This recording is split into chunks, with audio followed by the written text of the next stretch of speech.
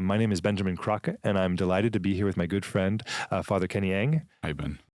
As we look at the emerging technology that is changing, the way we think about work and education at the same time, I think the Catholic vision of education is something different than maybe the secular model. Yeah. So if we go back to the very founding of universities, right? University of Bologna, right, 1088, or Oxford, Paris, Salamanca, right, the first universities. Catholic Church had a lot to do with the founding of universities, and universities were before cathedral schools, right? So what were the idea of university back then? Well, it's what we often call today liberal arts, right? So they're teaching the trivium, quadrivium, right? Some grammar, logic, rhetoric, and then the sciences, right? You have mathematics, music, arithmetic, and then astronomy, right? So there's a trivium, quadrivium.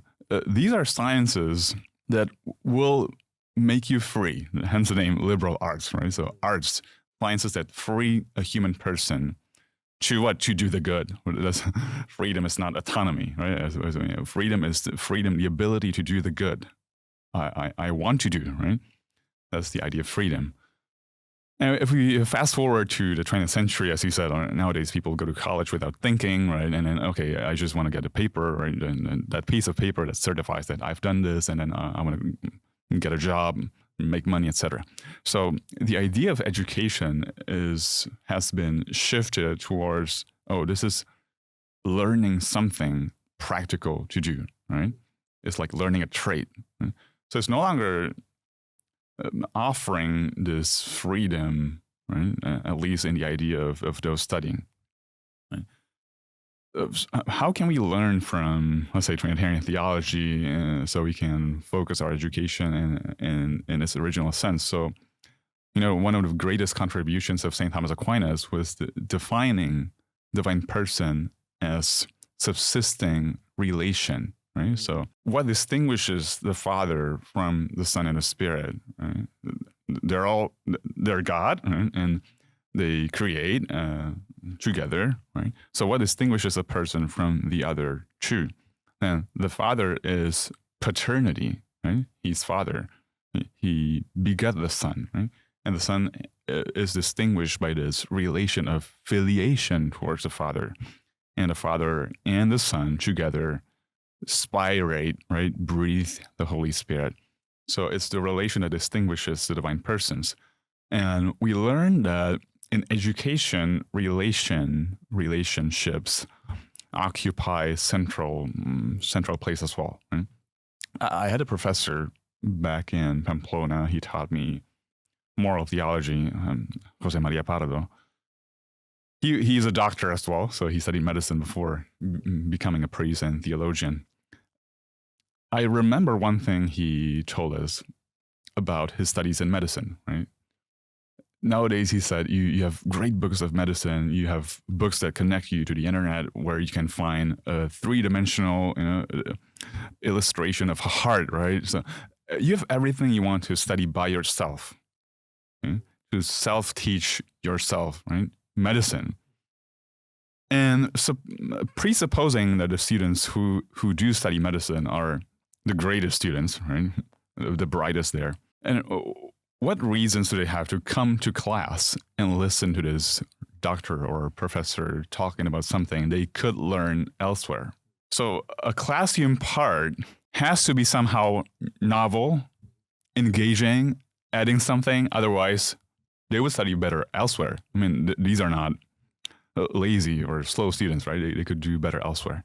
So I think education here, like teaching at the university level, is also offering something they can get elsewhere. And what is it, right? I've been thinking a lot about this. What is it that I, as an educator, as a teacher, lecturer, can offer that they couldn't obtain elsewhere? It's not the information. It's not the data. I think AI can give you better. I don't know if it's better, but give you data at least. The internet has a lot of information. But I can offer this human relationship that's not present on the internet. Yeah, and that wisdom of accompaniment, like I think that possibility to make lifelong friendships. Like I think about about my experience at the university. I studied at the University of California, Berkeley for my undergrad. And I would say that while the classes were excellent and the professors were wonderful, the most transformative aspects of my education were outside of class. It was those relationships. It was those first experiences with people and situations. It was traversing that life experience of, from 18 to 22. There's a lot of growth that happens. You figure out kind of who you are. And I feel like as much as I applaud online universities and ways for people to work and to study from home and to continue to be lifelong learners, I think that's something beautiful about this moment in time, that people can go back to class. I think that you miss a big part of the university experience if you don't make a relationship with your professors, with your mentors, with your tutors. And I am worried about that, because I think also that aspect of isolating yourself at home and just, let's say getting the raw analytics or the raw data.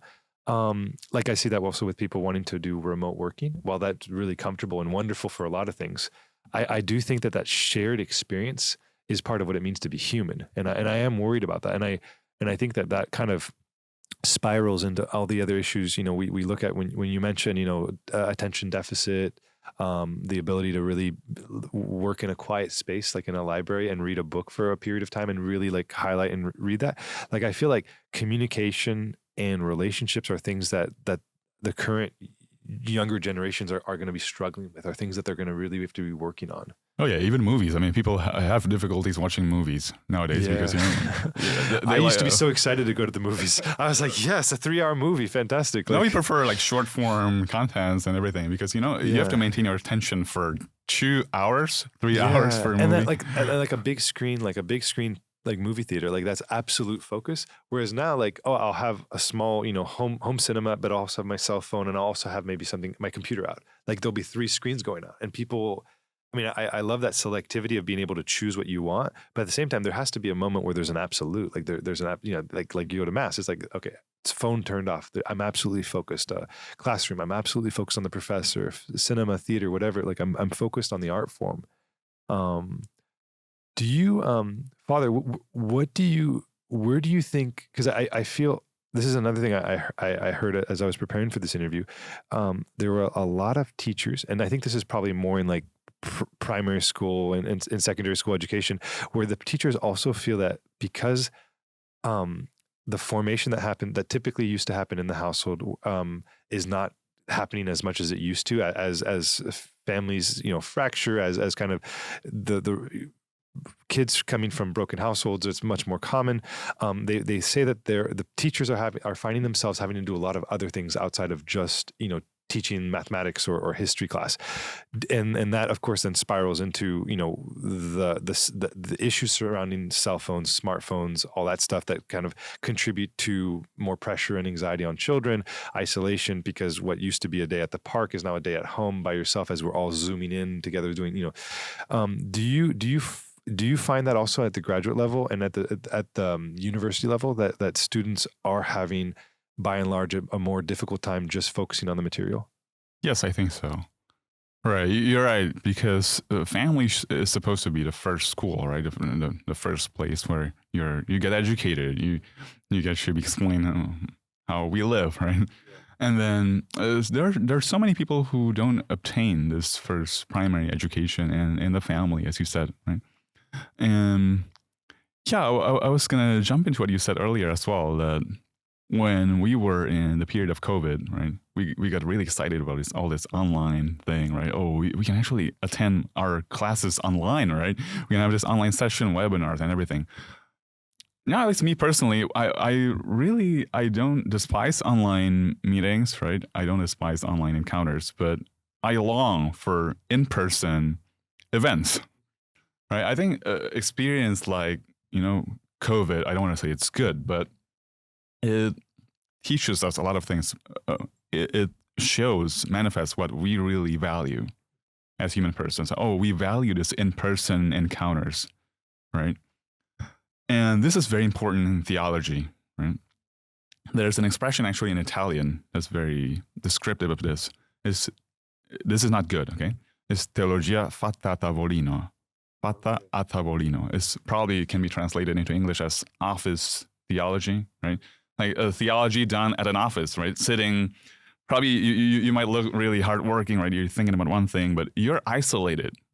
So you don't really value what's important. You don't have the scope and purview, context, right? Dialogue. It's more theory than anything actually real. Exactly. It's theory, right? It's theory. But theology has always been done in the church, meaning in the community of Christians, right? It's done by talking to others. It's done by responding to other people's objections. It's done by public disputes in the medieval times. That's what theology is. You are in dialogue. You're in touch with people who are doing the same thing as well, right? So we're always doing it as a community, never as an individual. That is interesting. That you're saying that as a community rather than an individual. I feel that one of the problems that I think of when I was going through my educational parcours was that it was very much an individual pursuit. Okay, I was under pressure to get good grades. I was under pressure to do extracurriculars. I was under pressure, and it wasn't me versus my other classmates necessarily, but there was, I mean, and I think healthy competition is wonderful, but it was not at all me as a member of the community. I mean, it was very much, I need to go to a good school and I need to do whatever I can to get to a good school. And I know in my class, like, there was an enormous amount of students who had that, but it was very much individually motivated. And once again, like, I think healthy competition is great because it can make you strive to be your best. But I look at that, and there's two things I would say about that. I wonder how we can get back to a communal aspect. And I think maybe one of the things that hurts that is that, at least in the US, which I think is a good thing, but that people go far away to the colleges. Like, I mean, there are people who go to the state school just next door, but a lot of people have ambitions to go to the best schools, and they're oftentimes, they're far away. But another aspect that I'd be curious, Father, to hear from you is so what would a communal educational format look like where everyone is genuinely rooting for everyone, rather than, okay, what can I get? How can I get ahead? And also, when I was going to school, even though there was a lot of pressure, there was a level of optimism of, okay, cool. Well, I get to good college and then I'll get a good job. And the world is mine in a sense. And I feel now when I talk to some members of my family and some friends who have kids who are, in that high school age, there isn't that same optimism. It feels more like a survival educational format. We're like, gosh, I need to get a postdoc so that maybe, hopefully I can get a teaching position. Maybe if I'm lucky, I need to do this thing so I can just barely sneak by. I feel like there's a feeling, and I don't know, Father, if you feel the same thing, but there isn't that same optimism as there was maybe 10 years ago. And I wonder if the kind of the technological vision of, well, AI is just going to take all the jobs, or, some version of that, if you feel that as well, or if you see that as well. Yeah, I think so. In a sense, yeah, we forget sometimes that we study to know the truth, right?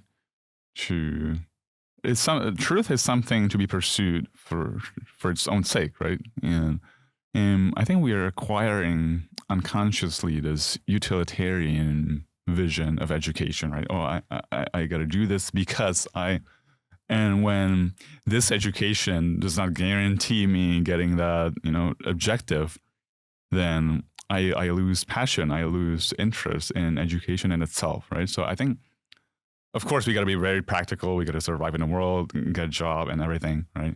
So I think it's a good balance that we have to try to seek between, I know that I learn because as a human person, I was created by God to know the truth, right?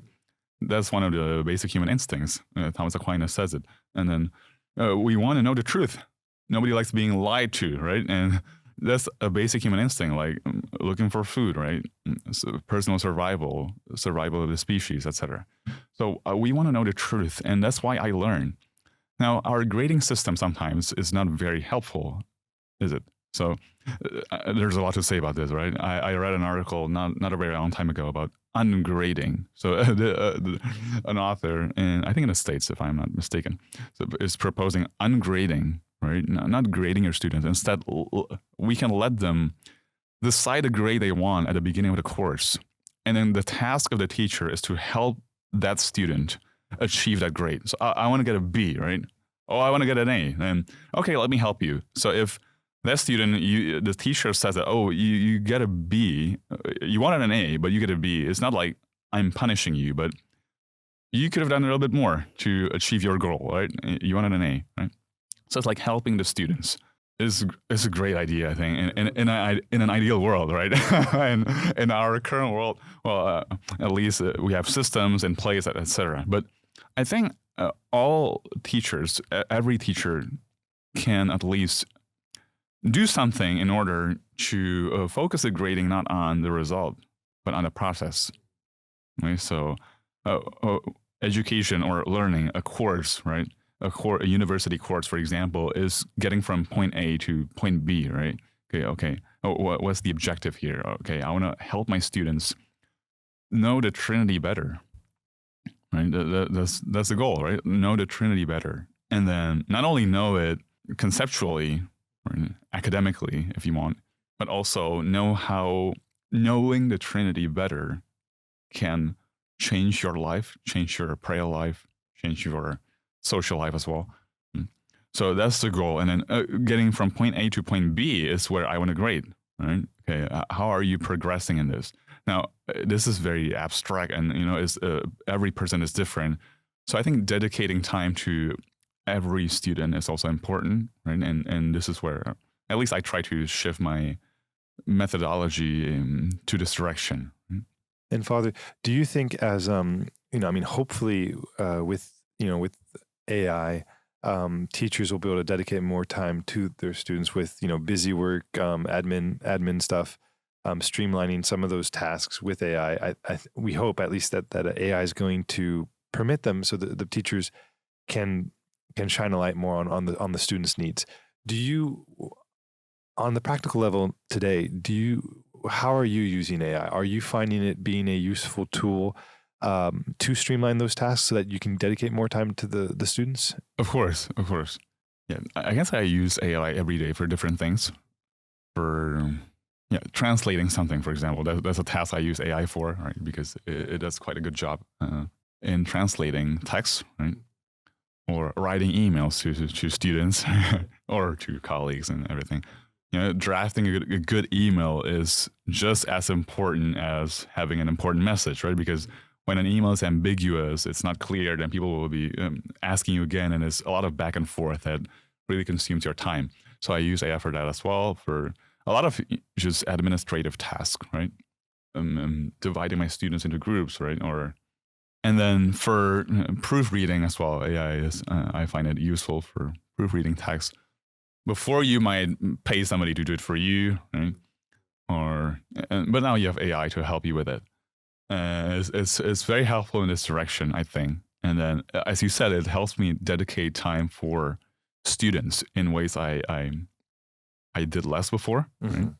And then, Father, there's the kind of the stresses that I've read, and I've spoken to a few teachers around AI of the authenticity of the work. So people wondering, okay, well the college essay was a standard assignment that would be assigned to almost every student, regardless of the classes they're taking. They're going to be doing several college essays per term. History, English, ethics, theology. Of course, with ChatGPT, for example, professors have talked about, okay, well, how do we catch for plagiarism? How do we, help students really do that hard work of doing the research for the paper, learning sentence structures, really making a good argument? How are you and your colleagues handling essay formats like in this age of AI? Right. Yeah, we had a discussion about this not a very long time ago. Me and my colleagues at the faculty, right? This is a very pressing problem, I think. On the one hand, we are convinced that we are not teaching our students to do what AI can do better, right? That's important to say, right? Because, okay, I don't want to teach my students to do what AI could do better. So, at least this is what I do, right? There are different approaches, and I might be wrong as well. I might change this next year, right? But at least this year, I do not assign papers because, as you said, we can generate papers using artificial intelligence. Instead, I focus more on oral exams, right? On tutorial groups where students will get together with myself as well, and then I will try to stimulate debates discussions, and hopefully these tutorial groups will also be their study groups, maybe, right? If they find themselves at ease. Right? So it's shifting the focus to what's more in person, more direct, right? Immediate. So to non-mediated formats of exams. At the same time, though, so we cannot ditch writing as if it's not important, right? So, okay, I don't assign papers, but I'm not saying that, okay, forget about writing. No, because for me, myself, at least, writing is thinking, right? Yeah. For me too. Yeah, For me right, too, yeah. right. So when I write, I think, and to think, I need to write. Yeah, right? I need to talk out loud. I need to think. I need to write. It's a circle, and then the thought becomes better as you write it down, because then it becomes real, and you're like, oh, that's not exactly what I meant. How do you change it? It's exactly. I think it's a very important part of the process. And then, Father, just to jump on that, and this might be almost an impossible question in the sense that I've been thinking about it a lot. Is what is the difference? So I mean, I agree that you're teaching students to do something different than an artificial intelligence can just replicate or give the simulation of intelligence. But what, in your mind, what is the difference between human knowledge, which of course is earned and worked for, and that whole process, versus something that seems like a simulation of it, like an artificial intelligence in that sense? Like what is the difference? Because I think that's where the fault line, of course, is, where what you are doing is very different than what can be simply reproduced. Well, there's a lot to say about this. We can draw from ancient philosophy, Aristotle, Plato, and from Christian philosophy as well. But probably there's one word that can summarize this, I think, quite well. It's the fact that our intelligence is embodied. So we're not just spirits like flying around, but we're body and soul, right? Unity of body and soul. That's what a human being is. And my intelligence is embodied. So the way I know is through the senses. I see something, I perceive something, right?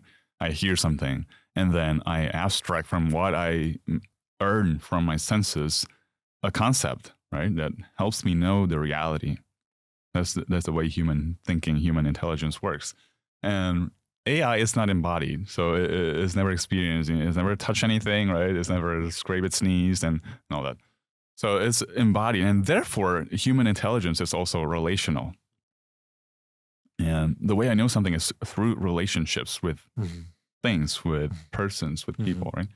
So AI is good at so many things, but I think it's not quite good at unpredictable circumstances, right? That requires creativity, immediate responses. And that's, you see all those self-driving cars, right? And you can read, I mean, on the internet what happened to those self-driving cars, right? When they park, and so why a human driver is still better than self-driving cars? Right? If it were not, then we would have had like self-driving cars anywhere, right? Everywhere. Yeah. But it's the capability to respond to myriad of situations, unpredictable situations, that human being. Why? Because we have experienced it. Because our knowledge is embodied. Yeah. And Father, what do you think we lose by using ChatGPT every day? Do you think there's something that the average, student is losing, a critical, learning experience? I wonder about this often as I see also in my personal life, using these AI tools more and more often for mundane tasks. But I wonder, when I was in undergrad, I didn't have, an AI. And so every paper I wrote, and I know that there was value in that. And I wonder with these young students, as more and more technological tools, which are tools, which means there's lots of good. But as those opportunities and those options are made available, it becomes harder and harder to say, well, I'm not going to take that, that opportunity to do something quicker or do something more efficiently. Right. I think there's something one loses when one is heavily reliant on AI tools. First one is this artisanal aspect of thinking. Mm-hmm. Right. When we use AI to, for example, let's say draft an email, right? Or write something up. Yeah, you get from point A to point B, right? Getting the email done and sent. But then you haven't gone through it. It's not something. It's not embodied, right? Yeah. It's like, okay, I want to. We talk about like walking or jogging earlier. Yeah. Okay, I want to get my steps in, but I'm just gonna drive from here to Santa Maria Maggiore and then I don't know, turn on the app or something and let it register it as my steps, right? I get my steps in, but I haven't walked those steps, right? Those miles. So I think it's similar, right? Or riding a bike or anything. We can find all sorts of analogies. So the first is, okay, it's not embodied. You haven't done it. That's why at least I try every day to dedicate certain time to unaided writing, unaided thinking. So I don't use Gemini or ChatGPT or anything. I write the old school way. Just type. Type, or better even if we can write, right? Handwrite. But I just type probably with errors. I just type. But this helps me think, right? And there's the second thing we lose as well if we are heavily dependent on AI tools. I think it's our humanity or the human character of our products. Mm-hmm. It's like when reading emails, I can sense, I don't want to say I can know like 100%, this is AI generated or not. But when an email contains a small error, now I rejoice in it. It's like when I receive an email with a small error, right? Oh, this person has put the time into writing the email without the aid of AI, right? Yeah. I'm valued. I worth his time, right? Before I was like, boo, this typo, right? And now I marvel at it. Wow, I marvel at it. And people write with errors. Right? Yeah, absolutely. And they think with errors and they talk with errors. Grammatical errors here and there, right? It's fine. And it's not fine, but it demonstrates humanity, right? And when the email is perfect, but it's written without AI, I can sense it as well because the language it uses, right? The variety of verbs used in the email or writings, we can apply this to articles, right? So our humanity. Yeah. And then, Father, I wanted to ask, when you're talking to your students and when you're teaching a class, and you mentioned that it's quite international often, what do you notice about different students from different parts of the world? Is the format of education different? Is the work ethic different? Is the attention to certain tasks different? Like what makes a student from a Roman student, an Italian student here who's studying to be a priest, seminarian, in your class different from, let's say, someone from the United States, from North Africa, from Asia? What do you see in the educational history, and the traditions of education as being different or as markers? I'll generalize a lot, I think, but yeah, but that's a great question because every geographical area has its own idiosyncrasies, right? In learning and approaching education. I think at least in Europe, this is broad strokes, right? In Europe, the students are used to this lecture style where it's very magisterial. Right? It's like, okay, teach frontal classes, we call it in Italian, right? It's like face to face, and the teacher talking, exposing, right? The whole thing. What I like about the education in the States is that the students have to be active as well. They have to put in something, right? So they're more used to discussion formats, right? Group works, and then probably presentation. Oh, this is a little bit less common in Europe. I noticed that because I remember I took a class here, and it was a philosophy class because I adore philosophy, and it was completely lecture based, and I found it very tedious. Even though the professor was wonderful, I was antsy. And I remember in undergrad and graduate school, and of course in high school in the US, very projects based. Okay, the professor gives it, or the teacher gives an opening statement, and then okay, break off into small groups, come back with something. And I love that creative kind of entrepreneurial aspect. Oh yeah, it's more dynamic, right? Well, this has a long history in Europe because the word lecture itself comes from leggere, right? In Latin, lectio, right? It's reading. Before what did professors do? They read. We try not to do it nowadays, right? And we know it's not useful. So it was a brilliant lecture, but I just was antsy to get up and do something. Exactly. So I think with in this technological age, I think lectio, like the traditional form of lecture is not enough, right? And in Asia, I think it's more project based as well in so many places. So it's, with the involvement of students, group works, and of course the emphasis on certain aspects is different for every student, right? Yeah. And then, Father, I know you're very involved in the tech space and very kind of forward thinking with AI. When you look at your students, how are you equipping them for this new age that we're entering, where work and education will be viewed in some lenses as different. I mean, the same as I loved, as you mentioned, education being a pursuit of the truth and that having a vocational aspect. And I really do hope that the technology is going to put an emphasis on the education being about the profounder truths rather than just getting a job. But how are you preparing your students to navigate and to be guided into this new tech age that we're entering? The one thing I do is I want them to be active learners, right? Because AI sometimes can encourage a person to be passive, right? Okay, you put a prompt in, at least that's something active, right? You put a prompt in and then, okay, you receive everything. And then, okay, you just swallow everything that AI spits out. But I try to remind them of the importance of being active. So for example, before the class day, I assign readings. And I've prepared for them not only the text to be read, but also study questions. They have to try to answer those questions based on the readings. So that's something active. Now, they come to the class already with this framework in their mind of things that might be covered. And so it's, you have the ground kind of tilt a little bit, right? So I'm active learners.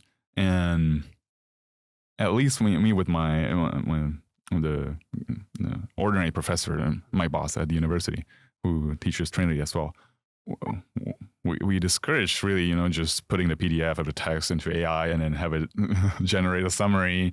I mean, you're not through it, right? So you just read it slowly, right?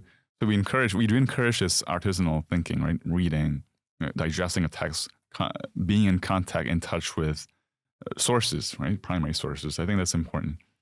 And yeah, that's one of the ways I try to encourage my students to be just artisanal, like just use your hands and right. And do you think the pontifical universities, by and large, are adapting to AI or utilizing it for its positive potential? Like, how do you see, Santa Croce, for example? I know in the U.S., for example, there's usually an AI task force. That's been something that's happened in the last few years around the majority of the universities. Now, I don't know clearly, what each one is doing, but they typically have professors or researchers or graduate students kind of saying, okay, cool, this is what the technology does. How are we utilizing it for the betterment of the university and the students to come? Do you see the pontifical universities or Santa Croce kind of developing their curriculum or looking at new research projects around this stuff? They do. At least I can speak for Santa Croce, right? I think many professors see this as an important thing to do, right? Just to tackle this, because Santa Croce was founded by the inspiration of Saint Josemaria Escrivá, right? So the sanctification of our life in the world, right? And we have to face the world, and we are in the middle of the world. And we cannot just disregard contemporary culture. And one of them is AI, of course, right? We have to see how we can leverage AI and help people use it well as well. So at least some professors are conceiving a work group, right? Kind of, as you said, like task force, probably at the practical level, right? More on how we can leverage AI in the university. And at the faculty meeting a while ago where I presented on AI, I also discovered that actually a good number of professors are really forward thinking, and they're probably using AI in a way more sophisticated than I do, right? They can code in Python and, Wow. and use the API and everything. And, so we have really sophisticated professors. And I was happy to see that, right? Because they're trying to leverage AI for research, right? To advanced research, right? Finding a source, and not to offload thinking, but then to go themselves to those sources and then start the thinking process already with knowing where to go. Right? Yeah. And then, Father, if you were to kind of look into the future, do you anticipate more classrooms having, a holographic Father Kenny, providing, a lecture? Or do you think that, classes are going to maybe become more Luddite in the sense of kind of like, okay, in the classroom, actually, we're not going to have the technology. We're going to just have this hour together and talk about these things and work through them. And then at home, you can, do your coding or look through the material and have your smartphones. What do you think what direction do you think the classroom settings are going to become kind of? I think the second case is more appealing to me. Yeah. I think the same thing we experienced through COVID would be recurring this time with AI. Because when at COVID, as I mentioned earlier, there was this frenzy about an online thing and everything. Oh, it was so useful. We could have done this like a long time ago. Why didn't we? But now we're saying, oh, we don't want all that, right? No. We want this direct, absolutely, yeah. in-person contact, right? Now I think with AI it's the same. Now there's all this frenzy, and there's people call it bubble, and again in the economic terms, excitement, right? But then I think in the end, if people are reflective enough on AI, they'll realize that, oh, I'm missing out. Actually, I value other things more than just getting this, answers from AI. I value thinking by myself, for example, right? Yeah. I value discussing with others, right? I value, confronting my ideas to other people, and that requires, the immediacy of a classroom experience. So I think in the future, I don't know, I'm not a prophet or anything, but I think in the future we could see classroom sessions probably shorter, right? Not lecture oriented. We already have so many professors nowadays not giving lectures, right, in classes, but professors are like moderators, right? They're moderating their students. It's more Socratic. It's more like Socrates trying to help the students obtain the answers for themselves, right? Like the midwife analogy, right? So I see education going that direction, and hopefully that could be helpful in this age. And Father, in terms of like for looking at the priesthood, for example, and looking at education becoming something more focused on that vocational pursuit of the truth, like the deeper truths. And if, we manage to be guided in this transition where, people have more time and the technology is really helping people spend more time on the things that are important. One of the questions and one of the conversations I fell in with a wonderful priest was talking about kind of, hopefully a vocational boom in the sense that young men who finally have the time to focus on the deeper things will feel this call to the deepest adventure and following in the footstep of Christ. Do you see that happening? I mean, a lot of people are talking about, for example, in the United States right now, where a lot of young men are, because also of the technology providing an outlet where people all of a sudden, this is kind of funny, but during one of the conversations we had with the BAIF webinar, people having these existential questions and looking online, at 2 a.m, and actually they're listening to lectures by Jordan Peterson, or they're listening to lectures by Bishop Barron, and feeling, the technology in a weird way whispering in that heroic vocation that was there, but maybe now with a little bit more calm, people can really respond to that call. I do think so. And not only to priesthood, I think, also to married life, right? Yeah. Because if there's something unalienable, it's probably the priesthood, right? Absolutely. One of the things unalienable. Also, being a father is not alienable, right? Being a mother, right? Being a parent, that's not alienable. And a big chunk of the big part of my classroom and my students are those preparing for a priesthood, right? There's one thing I think I said to a seminarian or a friend, if there's a skill a priest or a seminarian needed to learn, and also as a priest, is listening, right? And that's why we need to really fight against this attention deficit, right? Yeah. I mean, can you still maintain sustained listening, having all those distractions around you, right? How can you prioritize things you ingest every day as a human person, right? And I think this awareness of AI being a tool and shouldn't be a distraction is very important along this line. Yeah, I think it'll help boost vocations if we educate people enough about what AI can and cannot do. Right? Yeah, and I think the most important skill is what you just mentioned, which is kind of being able to say no to the distractions. Because I feel like that's a skill set that, at least in the West, but in the modern world, it seems like any piece of technology is good, cool, we're going to use it without really thinking about also what it is taking away. I mean, the tools that we have around the smartphone, around social media, around kind of that noise, we didn't as a community, as a society, have a conversation about what the cost of that would be. I mean, it's a fantastic tool because information is being shared.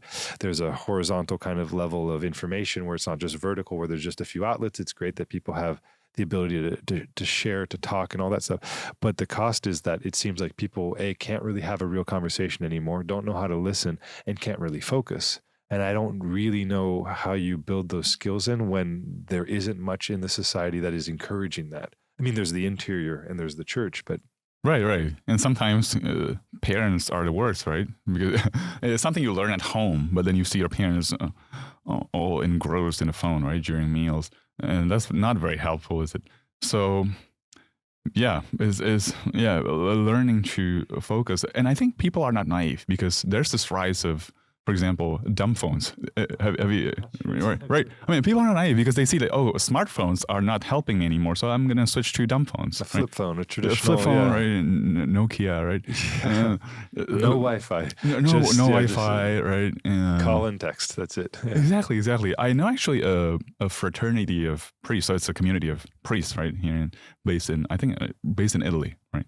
And they're missionaries. So they have this kind of policy they embrace joyfully, right? During the first years of formation, they don't have phones. And when they reach, I don't know, I'm not sure, 5th year, 6th year of formation, they can have a dumb phone, right? Dumb phone you can use WhatsApp, right? And then they continue using dumb phones when they're priests, right? Unless for work purpose you need a smartphone, right? Because for work you need it. But people are not naive. I think if we spread this word, and people will realize what's good and not, right? Mm-hmm. Eventually. And Father, when you look at parents with their younger children, and they're having the conversations around at what age do I give a smartphone to my child? What do you recommend? I mean, I would think until you're 18 you should not have a smartphone, but I mean, there's questions around, okay, well, when they go into 7th grade, is it when they go to 6th grade? Is it when they're, because I think there is a difference between a smartphone that has the screen and the YouTube and all that stuff, which is very addictive. I see it with my little children. Any screen, they become hypnotic. They become, they kind of lose almost in a weird way self-control. What do you see? What do you recommend? I know at least a family, they live in Wisconsin, and a good Catholic family. And they don't give phones to their kids until they're in college. Okay. As you said, so they're like 18 or something. So their rule is when you can drive, you can have your phone, right? Because when you don't drive, then you probably don't need a phone. You're at home with, right? If you go somewhere, you won't go that far away, or probably you'll go with somebody else, right? You don't drive, right? So a phone is not needed. And you're right. I have nephews and I have a niece as well, and I think kids are really good at telling that you're not focused, right? Oh, so 100%. Yeah. When your eyes are not looking at them, you're looking at your phone, you're doing something else, right?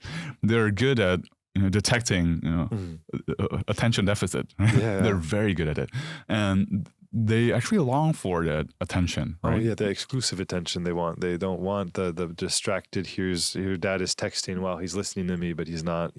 Nope. And I think I watched a video or I read something explaining that it's not good for the child, right? So they need to feel and know that you're giving all your attention to them, right? So it's very important for us to learn. I'm not a parent, but for parents to really learn that. I know it's easier to give them an iPad, right, and then play a video. It's easier. It's a shortcut for so many people, but I think it would be heroic. That's the normal thing, right? That's natural, but it'd be supernatural. It'd be heroic, and I think God would really reward it. I don't want to just take the shortcut of giving screens to my kids. I want to accompany them myself. It's tedious, it's tiring, right? Mm-hmm. Absolutely, but it's very rewarding, I think. And so, Father Kenny, as we kind of wrap up this conversation and we look towards the future, as a Catholic priest teaching here in Rome, and we have the Holy Father who is very focused also on artificial intelligence and the questions that kind of guide this podcast. What role would you like to see the institutional church take in guiding us through through this transition, this technological transition that we have here with AI and people looking at the future and not, of course, as faithful, we're guided by hope and we're guided by the certainty of the promises of Christ. But, I know that Christians have experienced uncertainty in the future, in all stages and all historical periods. But it seems that at this moment, a lot of that uncertainty is around technology. What role would you want the church to have, and the formal church, in guiding us through this moment in time? First of all, we know that Christ is the same, right? Christ will not change yesterday, today, and tomorrow. He'll be the same, and nor would teachings of the church, right? But the situations we live in do change, and I think the church has a big role, a consequential role in accompanying the Catholics, but not only human beings, right? In general, accompanying people in these vicissitudes, right, in technological changes and transitions. Matthew Sanders, CEO of Longbeard, talk about this a lot. The use of time, for example, right? I love to explain because once the AI is getting better, right, we will have more time at our disposal, right? But the question is, what are you going to use it for, right? How will you use your time? Probably we will work less, right, with all these technologies aiding us. Now, the question of how we will use time, I think that's the task of the church to help people answer that, right? Are we going to indulge in, sins or addictions, or we have other ways of using our time better, right? Now, that's already, we are passing from only technological realm to moral realm. What am I going to use my time for? Oh, I'm going to help others, right? I'm going to dedicate my time to really study more so I can explain faith better to others, or spending more time with my family. Now, that's the moral realm where the church has a lot to say. The church will not pronounce anything about the technicalities of how AI should work, right? Now, the church's focus is the human person. Yeah, no, I love that. I love that, Father.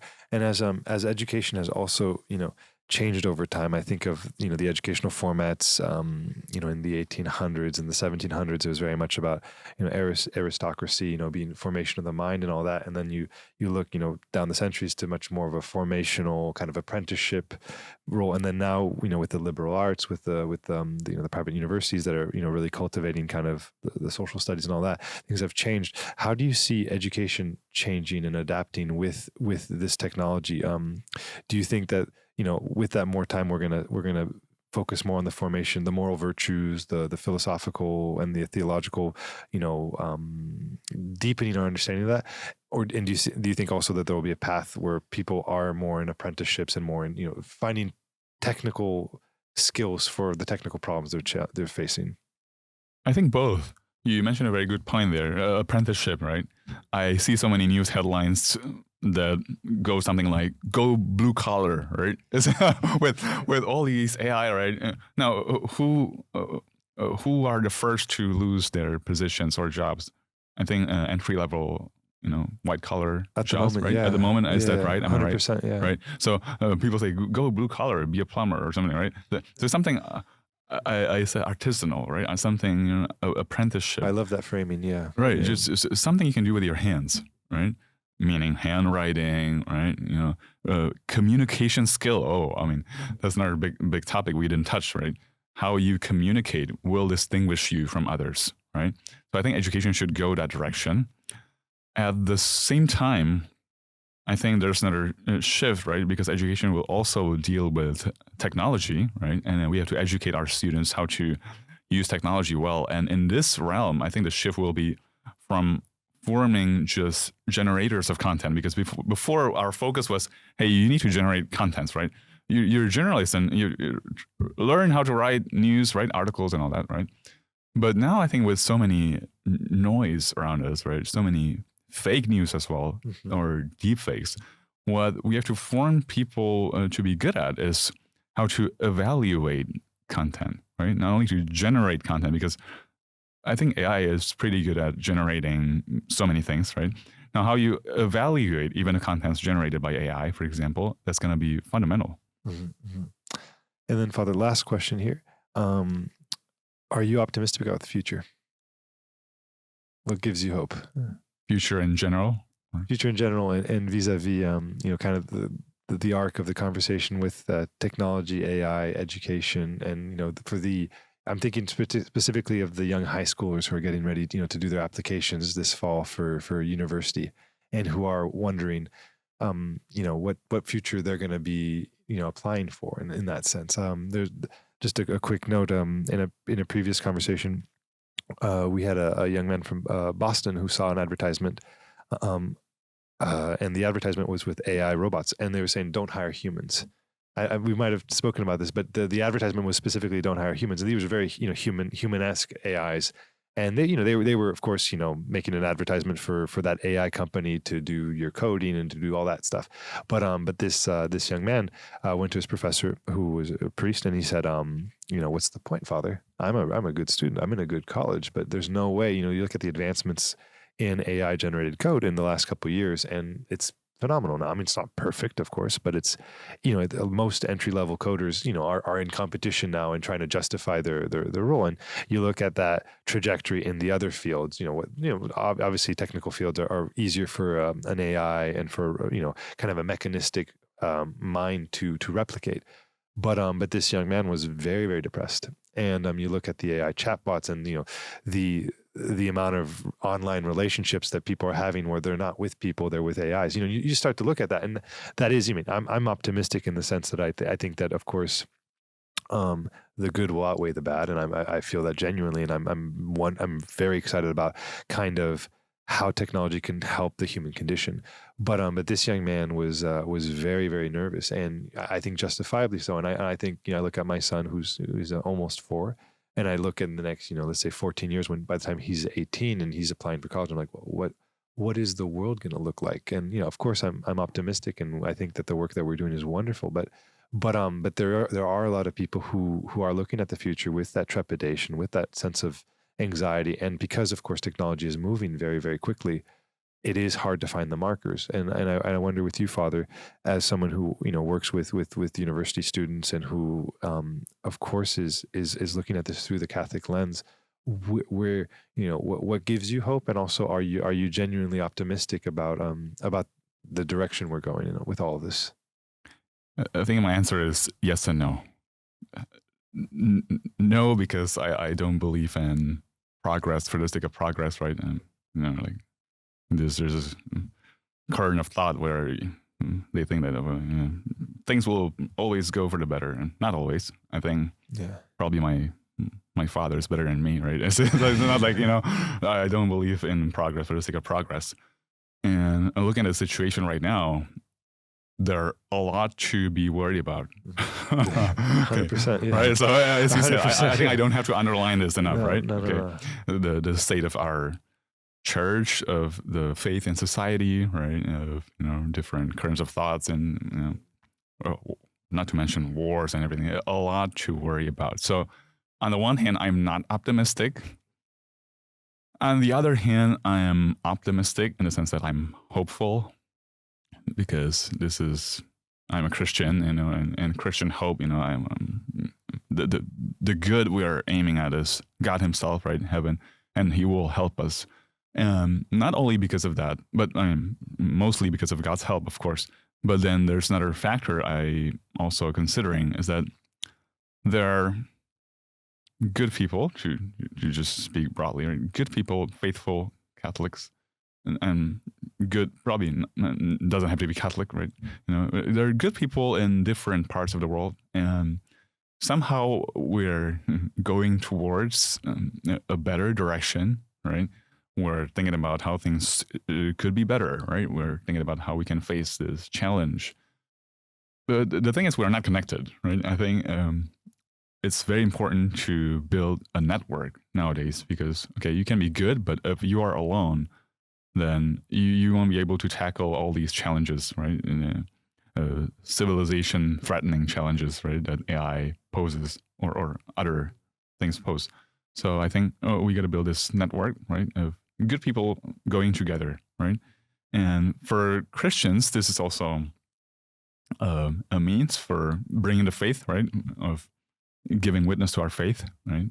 Hey, let's work together. You're not Catholic, you're not Christian, but we want to strive towards the same good, right? And work together. And I think this is very beautiful in this time. So yes, I'm optimistic, hopeful, even though I'm not very optimistic about so many things.